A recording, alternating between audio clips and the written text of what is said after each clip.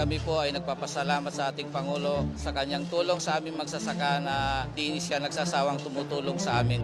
Ang inyong natatanging tapang, galing at husay ay nagbigay ng karagdagan lakas at inspirasyon sa buong hukbong dagat.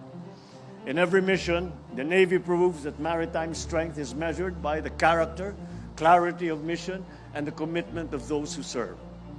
That same commitment to duty was clearly seen in the West Philippine Sea and in other maritime outposts.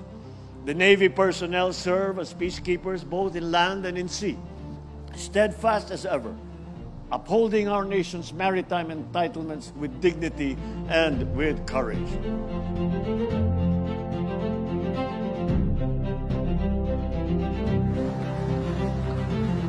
Patuloy po ang pagbibigay ng suporta ng pamahalaan upang mas mapalalim ang inyong kaalaman.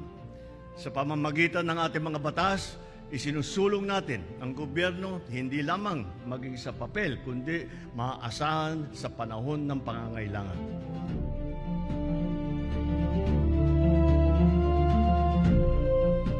Kasabay ng pag-unlad, ingatan at paunlarin natin ang ating kalikasan. Huwag nating itong pabayaan upang maipapamana natin ito sa mga susunod na henerasyon. Kapag inuuna natin ang kapakanan ng isa't isa, nakakabuo tayo ng kinabukasang ligtas at maunlad para sa ating mga Pilipino. Malaking salamat po na binigay sa amin na solar farm SPIP. Dati-dati ay hanggang second crop lang po kami. Ngayon ay tuloy-tuloy na ang aming sakahan ngayon. Dahil dito mararanasan na namin yung 2 o baka abot pa ng hanggang 3 sakahan sa isang taon, ma'am.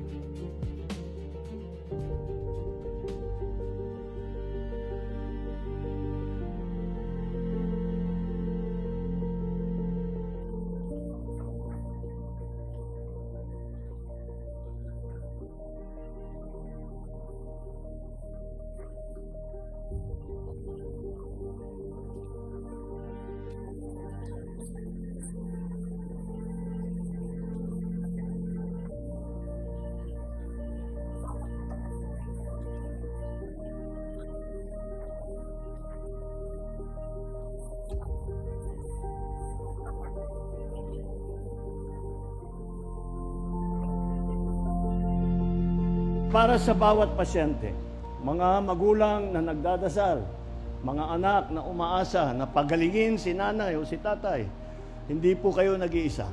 Kaagapay ninyo kami sa laban na ito. Sama-sama tayong magpagaling at magtatagumpay.